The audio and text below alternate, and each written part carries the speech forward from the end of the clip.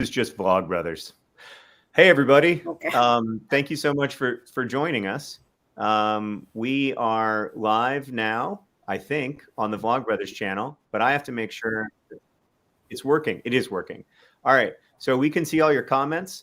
If we move over from private chat to comments, your comments just roll in. Good morning. So nice to see you. Sorry to be 1 minute late. People expect me to be very punctual.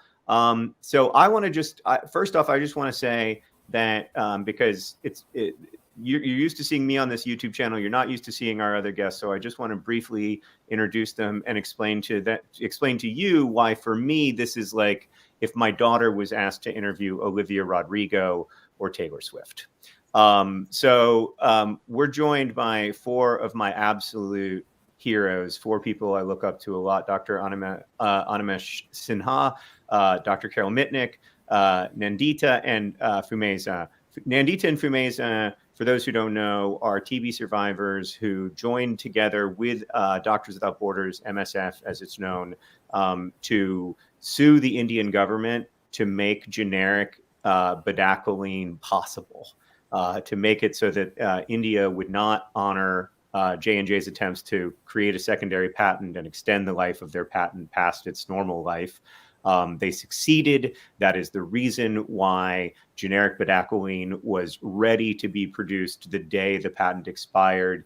It is incredible what they've accomplished, not just with that project, but in their lives as a whole. I'm so excited to get to hear from them. Dr. Sinha is a longtime TB doctor in many countries around the world, and Dr. Carole Mitnick is my friend and hero.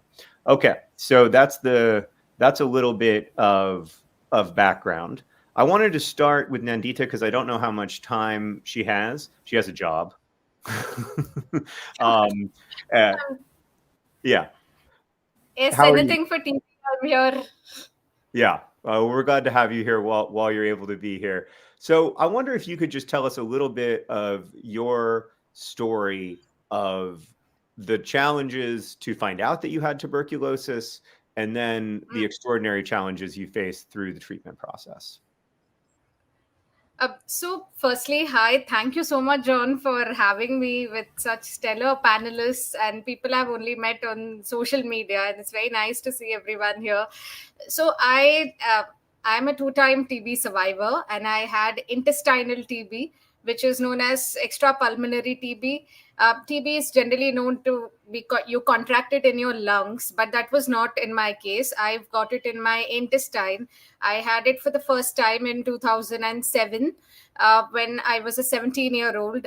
Just about 2 months before I would turn an adult, I was diagnosed with the disease. I was starting my undergraduate studies, and right in the middle of that, I get to know that, okay, wow, I have got this disease. I had no idea about this anywhere. It was not a name that I was very familiar with until I was told that I am having it myself. And then I underwent a treatment for close to 15 months after that, and I was cured completely. My doctors told me that my treating doctors told me that you're done, and you can go ahead with your life, and this disease is now a thing of the past, and you don't need to worry about this disease anymore. But then I did my masters, and then in 2013 I suffered a relapse, what you call as reinfection, and the disease came back to the same organ, intestine. And the medicines that I was put on did not work on me very well. I was told that my disease has progressed to a very severe stage.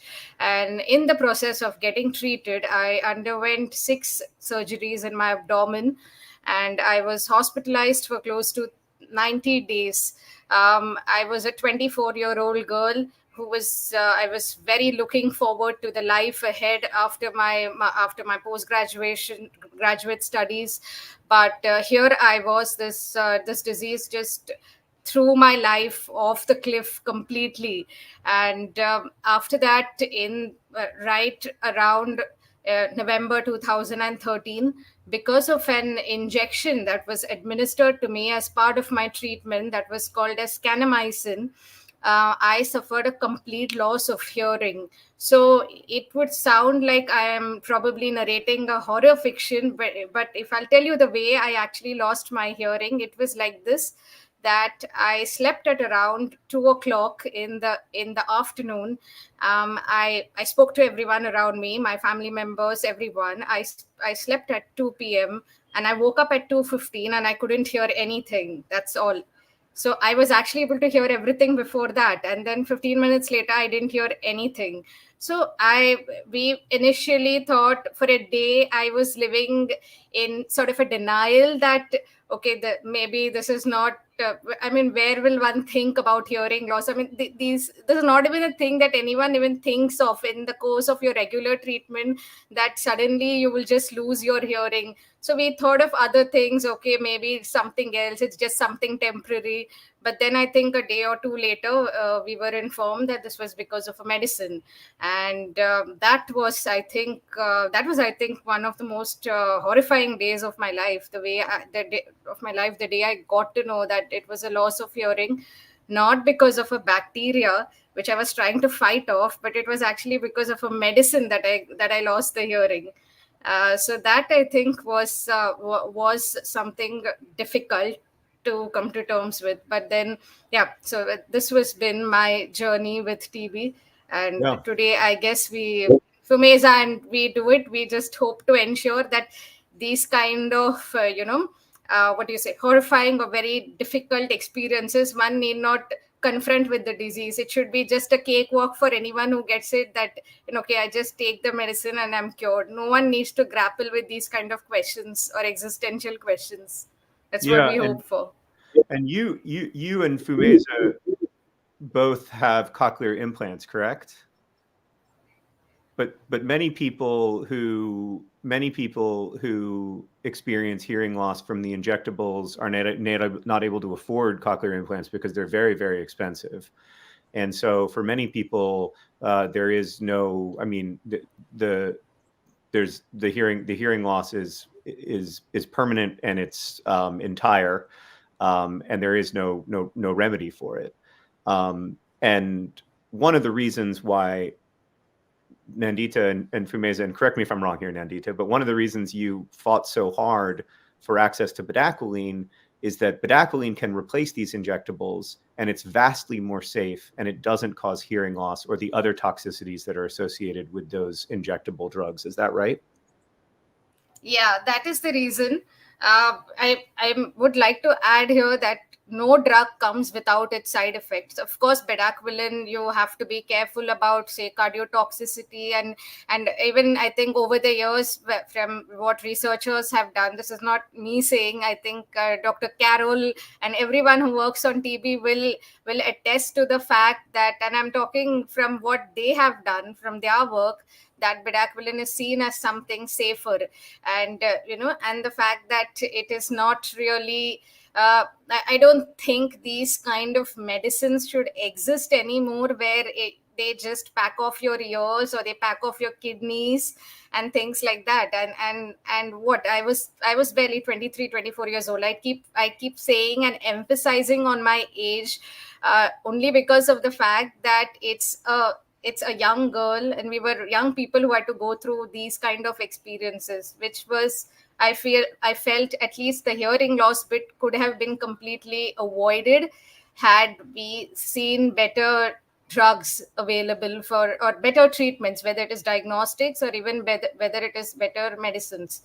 And I say that before I hand it over to you, John. I say that because I actually got this realization even more when I saw what happened with COVID. So in the 2 years when we saw the COVID crisis unfold, I was in the UK and I was pursuing a master's at the University of Oxford, where I had received a full scholarship to go and study there. And I was seeing the COVID crisis unfold, and I saw the kind of treatments that were coming up every other day, and in every other week I would see an announcement of a drug, of a vaccine, or something that's just coming up. But then I would think that everybody were talking about, oh my God, we have to isolate ourselves. We are feeling so terrible. We are feeling so lonely. And I would think that this is not something new. I've gone through all of this already.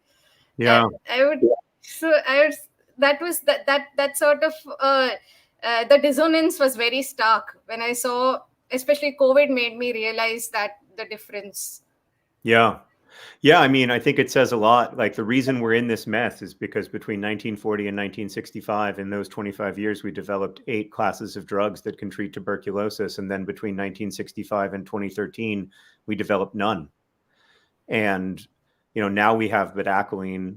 We have some promising new therapies in the pipeline. But that 40 years where we basically completely ignored tuberculosis as a global health community was catastrophic. And I think it's really important to know that that's a catastrophe that real people feel in their real lives. Phumeza, I want to turn to you. I know you had a lot of challenges around diagnostics, and one of the reasons. So we've been talking about bedaquiline and Johnson & Johnson's choice to continue to apply their secondary patent, even though access has expanded. I know you're from South Africa, where just today, actually, wonderfully, another big victory for TB fighters. Just today, it was announced that the South African government is going to be investigating J&J's attempts to continue to enforce their secondary patents in South Africa and keep those prices artificially high, even as much of the world is seeing lower cost generics thanks to the work that y'all have done. So I wondered if you could talk about that. Indeed, I wondered if you could talk about that.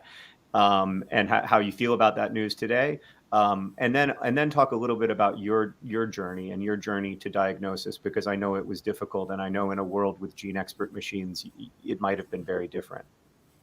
Yes, thank you, John. So I think it's good news because South Africa is the only country that was actually getting bedaquiline from Johnson & Johnson at a much higher price compared to any other country. So it was unfair for people actually living with the disease. And as activists, we were angry because why? That was the question. But yes, going back to my story, so it took a while for me to get the correct TB diagnostic. Because at the time I was a student, a first-year student at university. I was 19 years old. I saw that I was not well. I didn't have the common TB symptoms or the obvious TB symptoms, just that I got tired easily and I had struggled like climbing the stairs. So I went to the doctor, and then the doctor checked for all common diseases, including HIV. They all came back negative. But then he saw that I was not well, and at this point I was lost, like I was very thin. He said that I must do a TB test at a local clinic in Cape Town. So private doctors do not check for TB, they refer you to the public clinic. So I went to the clinic very sick, struggling to walk, struggling to breathe, like shortness of breath. And then got tested for TB. I told them why I was there, got tested for TB. I had to wait at this time for 3 weeks to get the results. But then I was only given like pain medication, although I was not in pain, which didn't make sense, but they had to do something, I assume. So I went back to the clinic to get the results after 2 to 3 weeks. And then the results showed that it was negative, meaning that I did not have TB. But because they saw the situation I was in, I was like my lowest weight, 32 kg. I'm not sure what it is in pounds in American. I don't know what it is. About 70.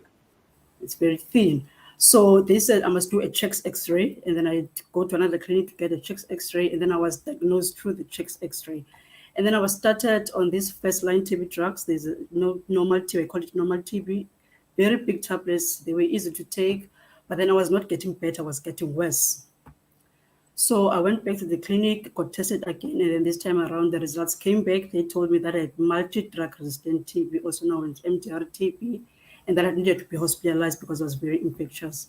And then they gave me like this cocktail of drugs, like 25 tablets, and then there was also an injection that Nandita talked about. And then there was no explanation, we were just given the drugs and then we were off. But then, I don't know how, but I woke up in hospital at Brooklyn Chest Hospital here in Cape Town. And with this, taking this drug, I thought it was a joke because it's different drugs, different colors, different sizes. It's not like you're going to take them and then it's going to be fine. It doesn't work like that. You take them, they come out, you vomit. And then after months doing that almost every day, the injection, it's very, very painful. It's been described as if you are being injected by lava, that hot thing that yeah. So it's very numb. Imagine getting that injection every day. Then they told me I would get that for 6 months. It was very painful. But then I woke up, as similar to Nandita, but my story is that I woke up and then I could not hear anything. Went to the bathroom and you wake up, and then there was no sound of running water, no sound of the toilet flushing, nothing. It was quiet. The nurse came. She was talking. I know this because her lips were moving, but I could not make up what she was saying. She just took a pen and paper and just wrote down everything, and I must go to the audio department to get my ears tested. I did the test. I could hear some sounds. I could not hear some sounds. And then it was the most awkward thing because on my folder, no one was talking to me because I could not hear them, but they wrote deaf in capital letters in a red pen.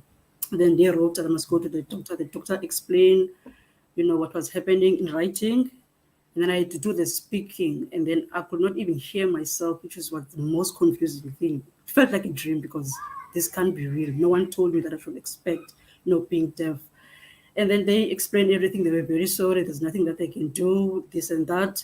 And then they told me I had pre-XDR TB, and then I needed to be tested again for some reason. Maybe doctors in this room will explain all of that.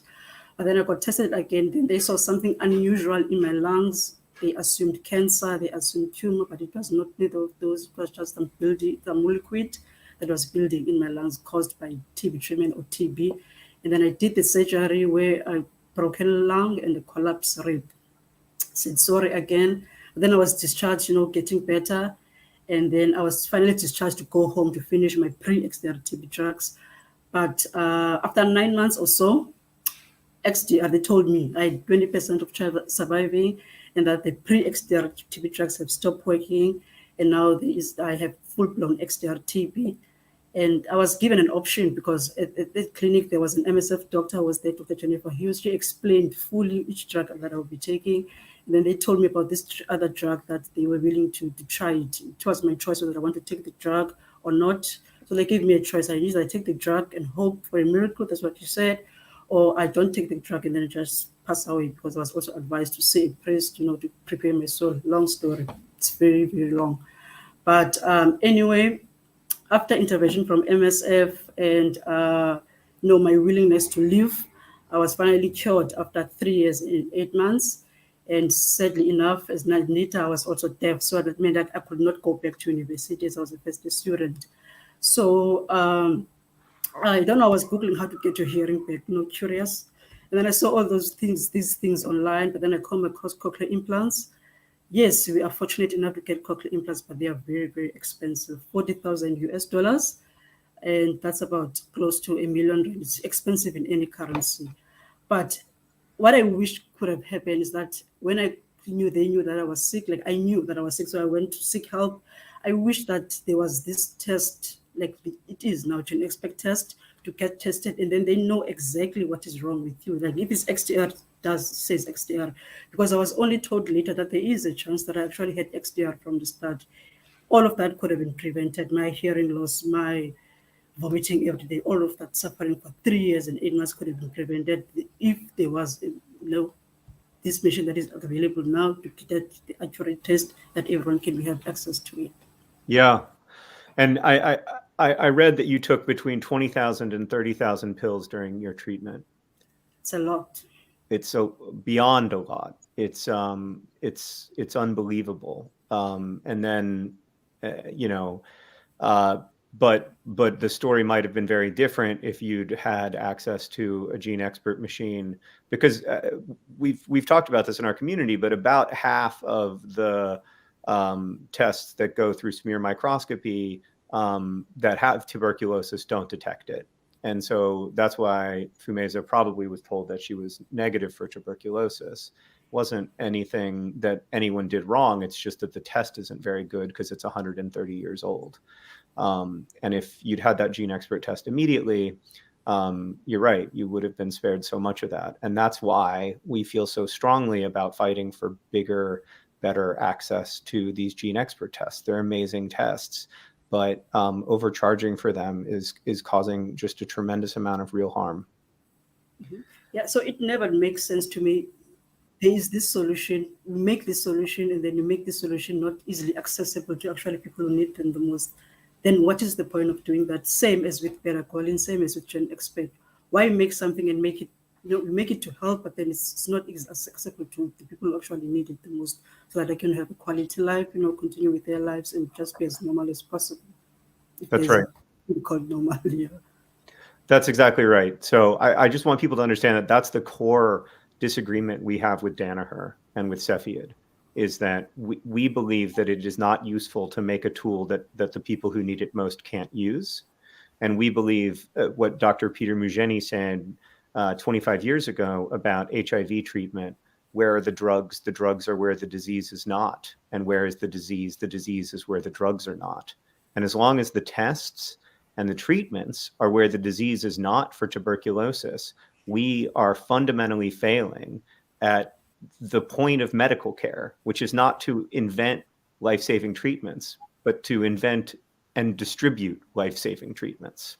So I want to turn now to Dr. Animesh Sinha, who works at MSF.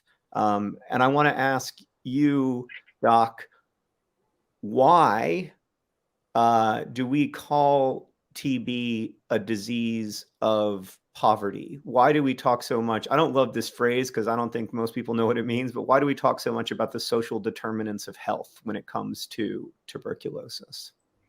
Tuberculosis has classically been associated with poverty or with deteriorated socioeconomic conditions. So after a war, after we go through a tough time, or in places where people are still living in poverty, you see increased incidence or increased number of people suffering from tuberculosis. As and when the status of the community improves and the living conditions get better, nutrition get better, immunity gets better, the incidence of tuberculosis gradually reduces, as we have seen happening in the US, because previously US also had tuberculosis, but it gradually declined as the socioeconomic conditions improved. However, a vast majority of the cases in the world today still happen in low and middle income countries. That India accounts for around 3 million of the around 10 million cases that happen every year. Yeah, 3 million is a huge number. And this will take time to improve. However, it does not mean that people who are suffering today deserve to die or deserve not to get diagnosed or treated correctly. So even though there is poverty, even though there is incidence of tuberculosis high, we still have to diagnose those people correctly, and we still have to put those people on the correct treatment. Right. And to the point of diagnosing those people correctly, I wonder if you could talk about the role that the GeneXpert machine and Cepheid's tests play in that process, and what the difference is between having a GeneXpert diagnosis or a diagnostic experience more like the one that Phumeza had, where it's weeks and weeks between the test and the results, and often people go undiagnosed entirely. Yeah. Of the 10 million people who are estimated to have TB every year, only a few people get diagnosed with the correct tests that they need. A vast majority still get a microscopy as the baseline test. Microscopy misses out half the people who have tuberculosis. And top of that, even if microscopy tells you that you have tuberculosis, it doesn't tell you whether you have drug-resistant or drug-sensitive tuberculosis. So somebody might come up with a diagnosis that, oh, I've got tuberculosis based on microscopy. And then you are started on a first-line treatment, which is basically a drug-sensitive tuberculosis treatment. And by the time you start to realize that this treatment is not working for me, it's already quite late, because you start becoming resistant to all the drugs you have been taking. So there is more and more development of resistance, as we have seen in many cases. What is actually needed, as Phumeza was also saying, what is actually needed is a test which at the beginning can tell you whether you have tuberculosis and whether the drugs that you use to treat tuberculosis with will work or not in that particular case. GeneXpert is a test which tells you whether you have tuberculosis, as well as tells you whether it is resistant or not. And then the second advantage of GeneXpert and similar test is that it tells you in a very short amount of time, within 2 hours, it will tell you whether you have TB or not. Classically, if you have to detect drug resistance, it can take months. You have to take a sample, you have to culture the sample, the bacteria will grow, then you'll have to test different drugs on the bacteria to see which ones will work, which ones won't work. That takes months. And by that time, in many cases, it's already too late. Patients have have patients are already suffering with tuberculosis, and then you put them on toxic drugs which are not working for them. So GeneXpert solves a lot of these problems, but it's not accessible to everybody, and that's an issue. Yeah. So I wonder if you could talk about that lack of accessibility, like how often people are unable to access GeneXpert tests because of cost, and whether cost is, because I think one of Cepheid's arguments is that cost is not really we don't know what Cepheid's arguments are because they've never spoken publicly about this, which is infuriating. And I should say Danaher and Cepheid, because Danaher is the gigantic company that owns Cepheid.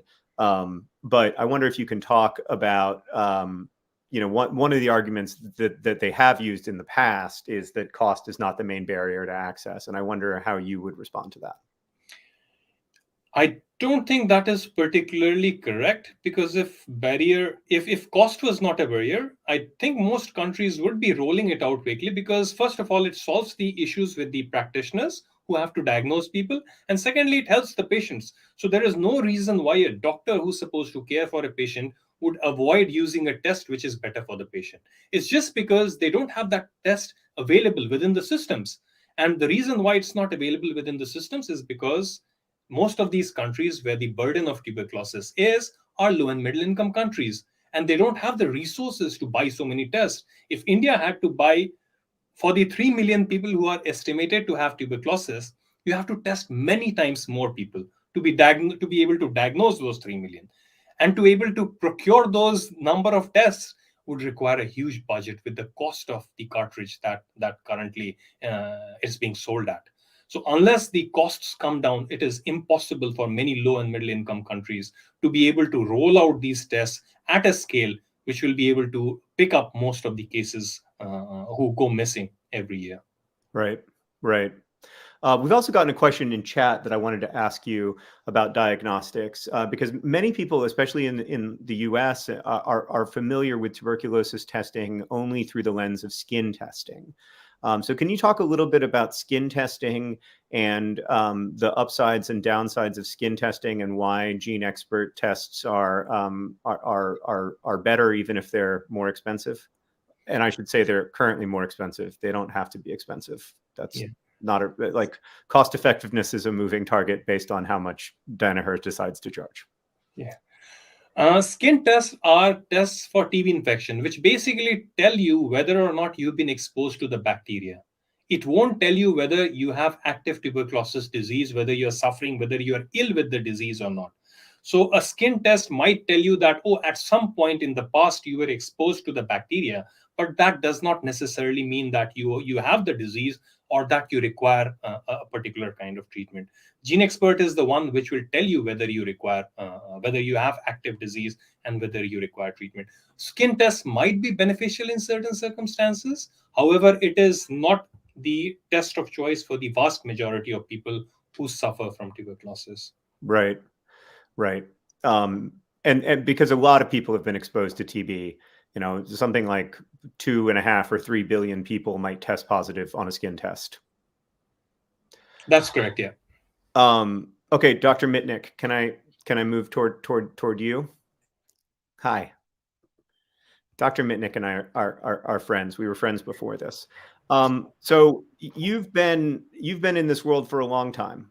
And I wonder if we can start by you telling a story or two about changes that you have witnessed in the treatment of people with drug-resistant TB after the introduction of bedaquiline and the newer drugs.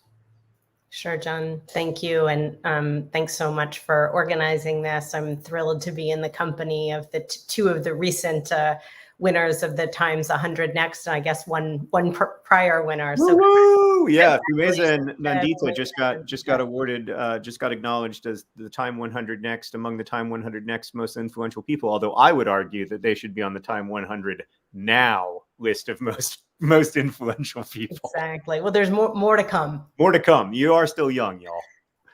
So, John, I think it's a super important question. And we already heard from Phumeza just how transformative the treatment was. She was had been poorly treated, late diagnosis because of the poor tests that were available at the time. And after close to 3 years of treatment with other regimens, even at that point, bedaquiline was able to be part of a regimen that cured her. And you, John, have observed it in your friend Henry as well.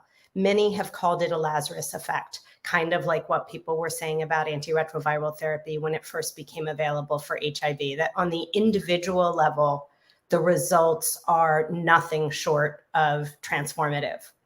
And then on the population level, on the kind of whole practice level, the same is true. Bedaquiline is now the linchpin of every single treatment for multi-drug resistant TB. That's true for adults. That's true for children. That's true for pregnant people. That's true for people who are living with HIV. It doesn't matter. It is the foundation of every single one of the multi-drug regimens. And so the cost of that drug is so important to the 500,000 new people, that 500,000 people who get who get drug-resistant TB newly each year. And I want to emphasize that we fail to treat so many of those people each year. We treat something on the order of 200,000 or less of those 500,000 maybe new cases. But there's this backlog. There are these 1 million or 1.5 million people accumulating with drug-resistant TB over the years because they haven't been treated. And you can actually live with TB and drug-resistant TB for a long time. So bedaquiline is really part of a whole treatment transformation that's kind of analogous to what happened with treatment for run-of-the-mill TB in the 1970s, when we got these very exciting now old drugs called pyrazinamide and rifampin, where treatment was shortened from 18 months to 6 months. And that's exactly what we're seeing because of bedaquiline and some other components now. And so more people can get treatment for less money, less health system investment in the toxicities that Phumeza and Nandita were both describing. Phumeza thought she took her pills, okay, that was done for that. But no, it wasn't, because then she vomited. And that takes a lot of support for people to make it through that care. But if you have something that's more tolerable, like the bedaquiline-based regimens, there's so much more promise. Yeah, and for those who don't know, Dr. Mitnick was a really important part of the research in Peru in the early 1990s, proving that MDR-TB could be treated effectively in low and middle income countries, which really transformed the way that we treat MDR-TB. I mean, Dr. Mitnick once described to me the previous WHO regulation before the evidence came in that it was possible to treat MDR-TB effectively in poor countries. She described it to me that the WHO's regimen was essentially let someone sit on the side of the road until they die. And now, more people are able to access treatment. I think it's really important to understand that progress is possible and that we've seen progress, but progress is harder than it needs to be. And as Phumeza said earlier, like, one of the frustrations here is just like, well, why do you develop these technologies if you don't want people to use them? Like, surely the motivation can't be only money. Like, nobody when they were like 9 years old thought, when I grow up, I want to be an executive at a pharmaceutical company so that I can minimize the number of people who can access my life-saving treatments. And I don't think people think that way, right? Like, I genuinely think most people don't think that they're bad. I genuinely think that, like, these are people who are trying to make the world better. And I just think sometimes people need polite but insistent reminders of the best way, that the best ways to do that sometimes don't involve maximizing profit, or at least don't involve maximizing short-term profit. Because I would argue that Danaher would actually make a lot of money if they were selling 45 million TB tests to India every year, and the only way they can do that is by lowering their prices.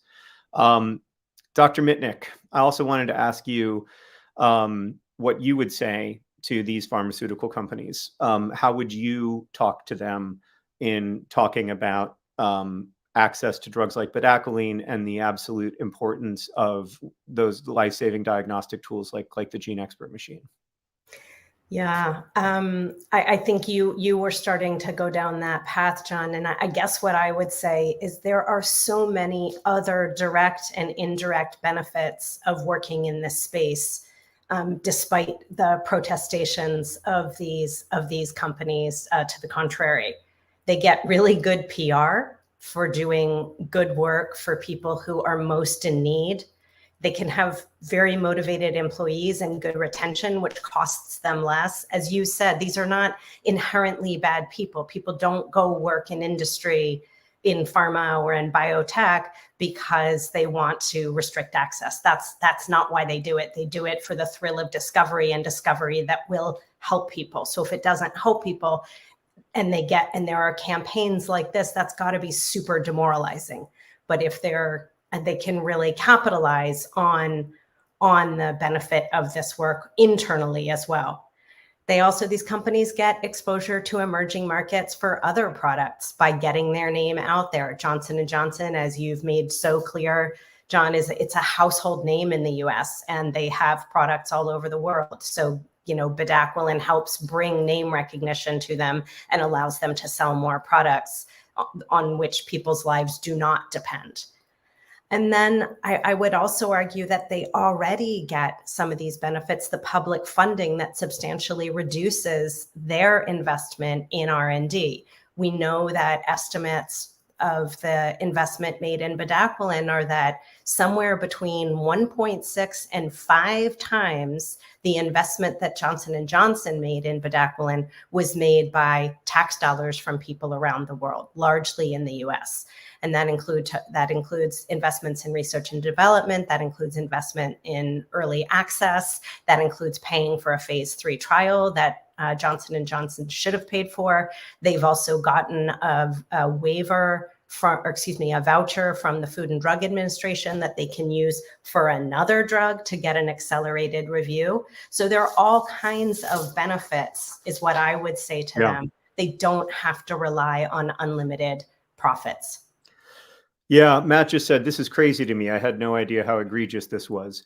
Good. That's why we're doing this, Matt, is to call attention to how egregious this is and to try to help each other work together to help these companies understand that they can make better choices and that those choices can still be good for business, as Dr. Mitnick just pointed out.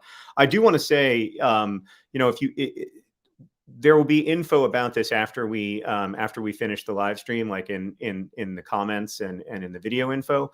But if you're as inspired by this conversation as I am, please reach out to Danaher, tag them on social media, reach out to them via phone, although they did shut down their public-facing phone line yesterday and it's still not back up.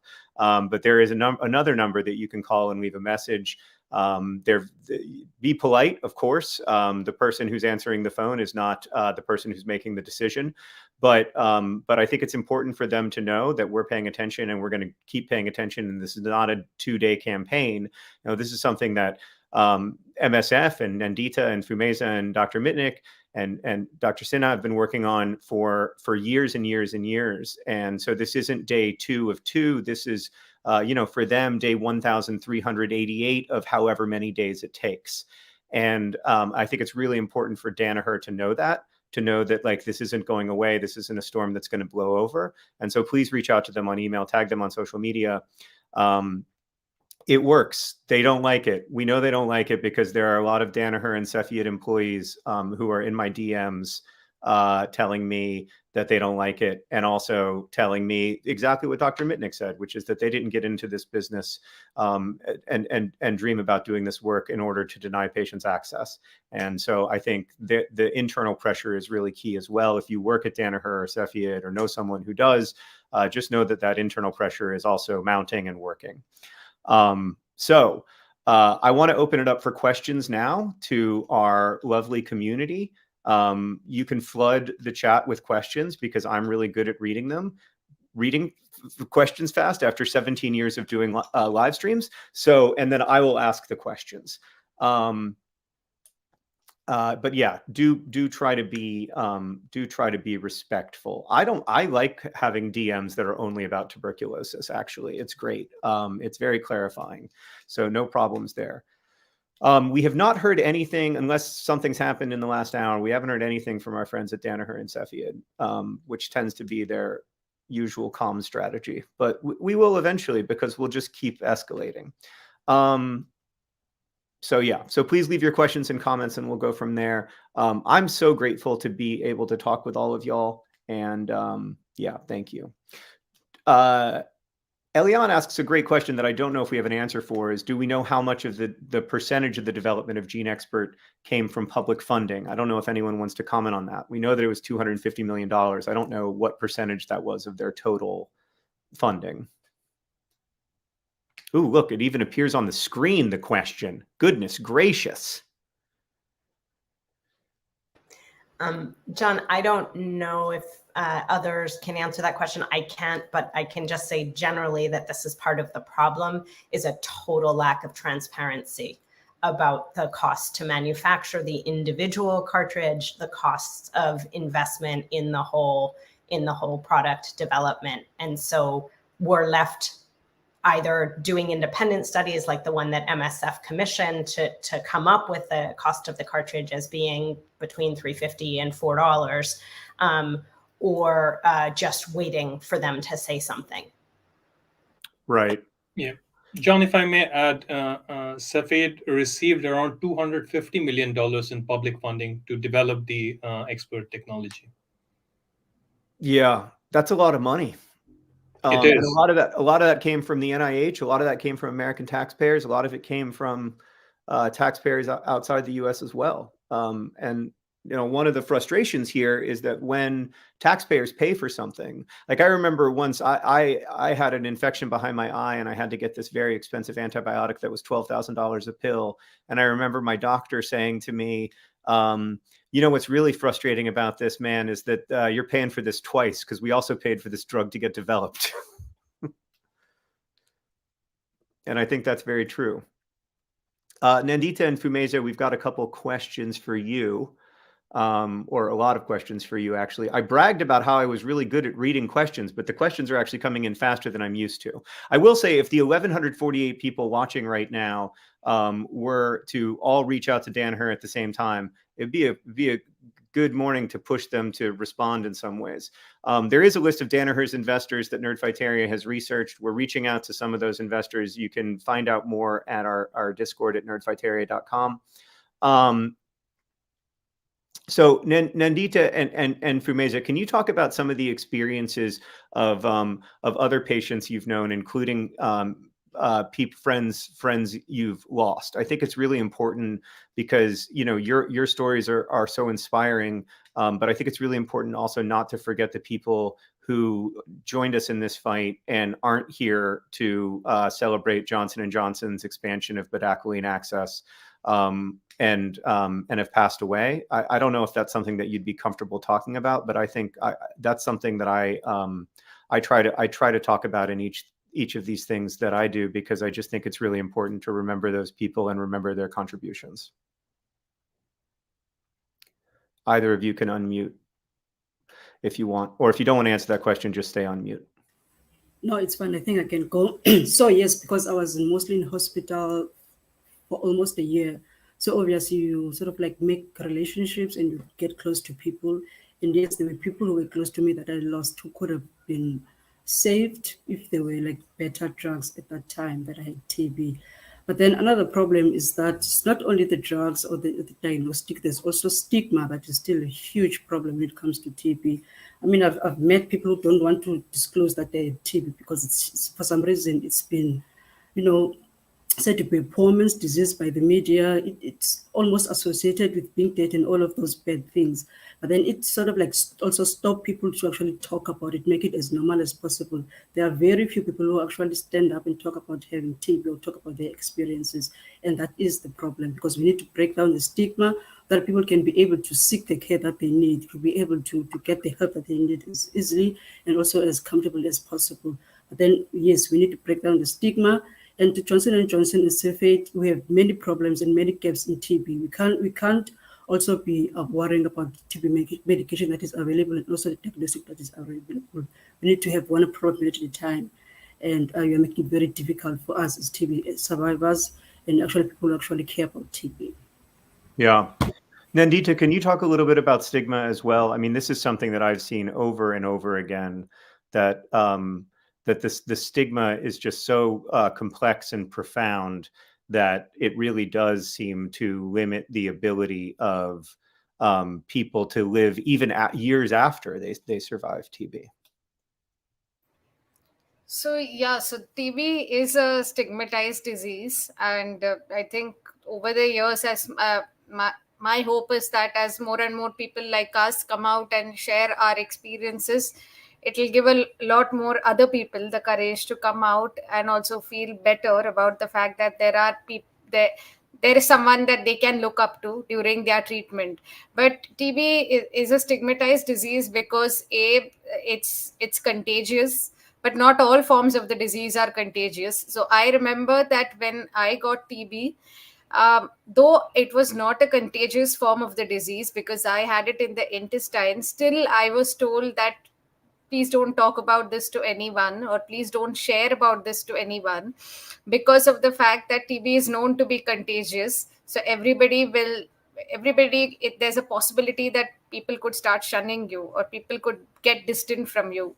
And it's not about blaming the other person, because just because the knowledge about TB is just so poor among the public, that any person, let's say tomorrow an acquaintance knows that I'm having TB, the natural reaction would be that a person would get scared that, oh, okay, will I also contract the disease? But even though it was not contagious for me, I was still told that you be a bit quiet about it. So I would often tell people that I was having intestinal infection.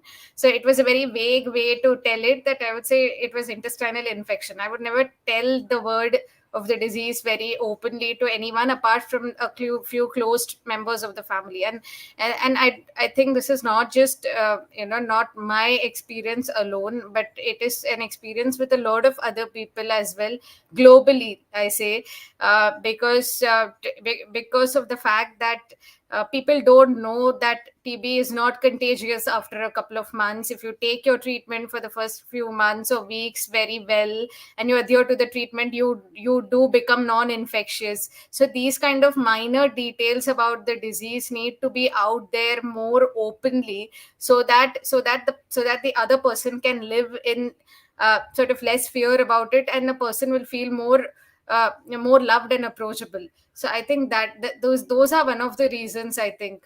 And also because of the fact that, again, because the knowledge about the disease continues to be so poor, so there is a possibility that for example, people don't know whether, let's say, whether you can have a partner during your sickness, whether you can date someone, whether you can whether you can have a normal life.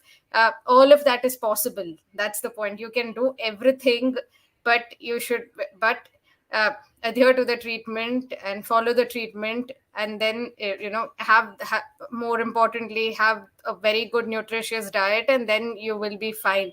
So these kind of important positive messaging, as well as important points that need to be out there, so that people know exactly, they don't live in constant fear. So I think that is where I feel the problem lies right now. Yeah. Yeah, no, I think that's so true. What you were just saying reminded me of a memoir I read by a woman who lived she's still alive actually, but she contracted TB in the early mid 20th century when she was a child, and lived in the United States in sanitariums while she was trying to recover before eventually getting access to streptomycin and having her life saved. And she wrote that when she finally was able to go home, she had forgotten what it was like to be touched with love. That she, like her, with her nurses and everything, maybe they would turn her over or they would pick her up, but to just be held, to just have her face stroked, that was something that that hadn't happened in so long, since she was a little kid, because people were afraid of her. And that's so heartbreaking. And to your point, it's so unnecessary, because we know that once people have been in treatment for a few weeks, they're no longer infectious. They're actually like much less of a threat to me or to you than just walking around or being on a crowded bus would be. So I want to, we only have 10 minutes left and I have to go upstairs because I did not plan my battery life very well. So as I walk upstairs to plug my computer in, this is a super professional live stream. I want to offer each of you the chance to kind of give us some closing remarks. If there's something that you want to say that you haven't said, something that you want to tell people about your experience or about what you think we can accomplish together. And maybe I'll start with Dr. Mitnick. Thanks, John. And thanks, Nandita and Phumeza, for those comments about stigma. I guess maybe I would wrap up with two things, one unplanned about on the stigma front. I generally, the response to destigmatizing is to tell the people with the stigmatized condition to disclose, that somehow that's supposed to magically destigmatize the condition, and it puts more burden on the person who's already unwell in the case of, say, TB. And I just want to highlight what you guys were all saying, that if diagnosis is rapid, if treatment is rapid, people become non-infectious pretty much as soon as the treatment starts. All of these are ways to destigmatize the disease. And for communities to understand that the best thing they can do is support people to get prompt care and help them through care. So that would be one remark. On this issue around the profits from these companies that are making products that are essential to the lives of people with TB or affected by TB, I would say that unlimited profiteering kills, and that we have to have limits on profits on life-saving treatment. And it's not either or. There is still room for profit to drive innovation, but there can still be limits on it. And in the same vein, no more of this double dipping. No more you get public funds to develop something and then you get to profit endlessly from it.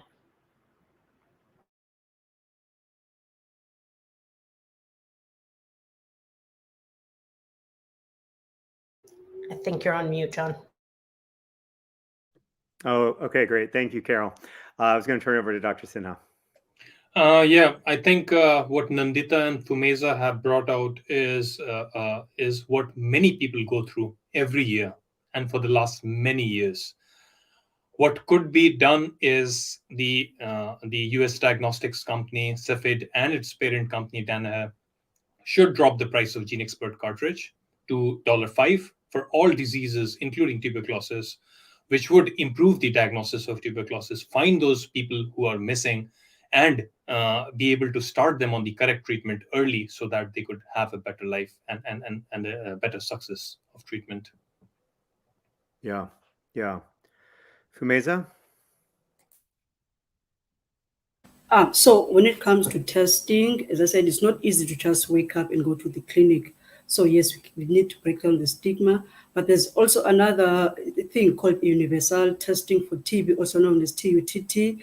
This provides like annual TB disease testing for people living with HIV, as well as testing of all contacts of people with TB, and also people who have been previously treated for TB, like myself and Nandita. So in a South African, Cape Town, those South African contexts, and TB services should also be available close to where people live. Because you find that people, because of stigma, instead of going to the clinic that is close to them, they avoid the clinic, they go to the other clinic to avoid being seen by the community that they live in. So yes, there should be, as I said, universal testing for TB, and also it should be available to where people live, like where they live. Yes, thank you. Yeah, no, I think that's so important that if you ask people, it's so much to say like the only way you can get treatment and diagnostics is to pay for transportation, to walk long distances. That just makes it inaccessible to so many people. So I think that's such an important point. Thank you. And Nandita. So I think everyone, Dr. Animesh, Dr. Carole, Phumeza, I think they've made very important points, but I wanted to tell a word on the patent opposition that we won. Was that we had our share of skeptics along the journey. We had people, maybe off the record, question us as to, what was our motivations behind doing something like this, because we were not going to get bedaquiline in any way. Both of us, we had completed our treatment by then, and we were leading perfectly okay lives. But why? What were our motivations? We got questions like these as well. But we also were asked, okay, are you against innovation? Why are you against innovation? Do you have any idea about how the economics works behind this? And I think all of that sort of questions have been laid to rest, hopefully, with what has happened. And I hope that today's discussion sort of throws a light on all of these questions. Is that I think neither of us, none of the panelists, but I can speak for myself at least, is that I'm certainly not against any form of innovation. What we want is that the innovation actually reaches more people. That's all. That was the main motive behind this. It is not about us not understanding the economics. I think that's the most frivolous comment to say, because both of us, we are highly educated people. We know what we were talking about. But things like this, I hope the message goes out loud and clear, is that what we want is that essentially is that it reaches the people it has to reach. I think science has to benefit everyone, and not just some people.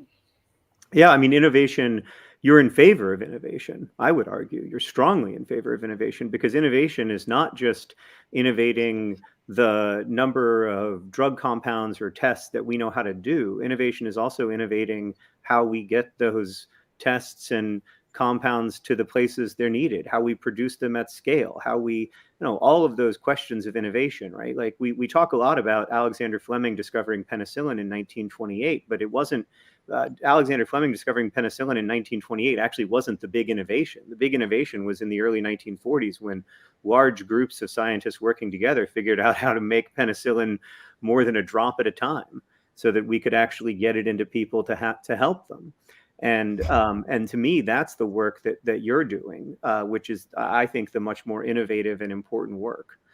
So I'm just so grateful to both of you, to Phumeza and Nandita, our newest Time 100 Next fellows, but just two people who I admire so much, and I know will be continuing to lead the charge toward breaking down that stigma, toward increasing access to diagnostics and drugs, starting just in a few days at the UN General Assembly.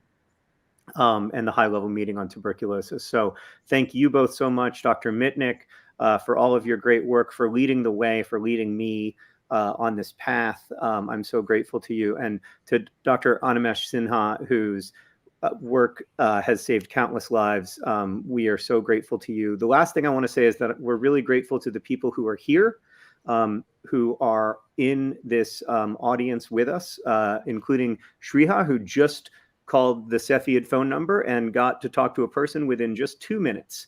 So good job. She pressed 1 2 times and got to talk to a human being. So thank you for doing that. Thank you for continuing to keep up the pressure on Danaher. Thank you for continuing to monitor Johnson & Johnson and pressure them to expand access to bedaquiline. And thank you for being part of this community with us. What we're accomplishing together is another reminder that human beings do very little alone. Almost everything that we do together. And what we can do together is so much more than what we understand sometimes. I know it's easy to feel powerless. I know it's easy to feel despair. I know that the problems we face together are overwhelming and at times feel utterly intractable. It's easy to feel hopeless in the face of them. But I still think that hope is the correct response to the miracle of human consciousness. I still think that we can make a better world together. And that starts every day. Every day we have that opportunity to work together for a better world. I'm so grateful that y'all are working with us, and I'm so grateful to be able to work with the 4 people who joined us on our panel today. So thank you very much. And as we say in my hometown, don't forget to be awesome.